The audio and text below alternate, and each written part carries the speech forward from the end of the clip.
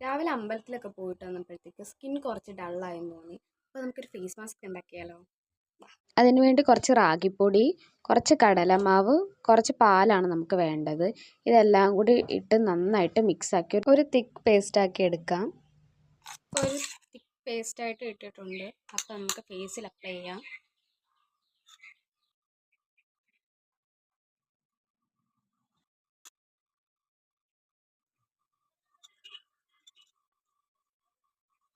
അപ്പോൾ 10-20 മിനിറ്റ് ഇത് വെയിറ്റ് ചെയ്യണം. അപ്പോൾ നമുക്കിത് ഉണങ്ങിയിട്ട് വരാം.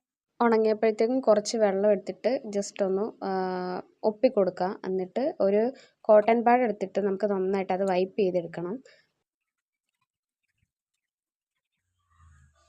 ഇപ്പോൾ ഒരു ഫ്രഷ് ലുക്കായിട്ട് എനിക്ക് തോന്നി. ഇൻസ്റ്റൻ്റ് ആയിട്ടൊരു ബ്രൈറ്റ്നെസ് ഒക്കെ കിട്ടിയതുപോലുണ്ട്. അപ്പോൾ എല്ലാവരും ട്രൈ ചെയ്ത് നോക്കുക. അടിപൊളിയാണ്.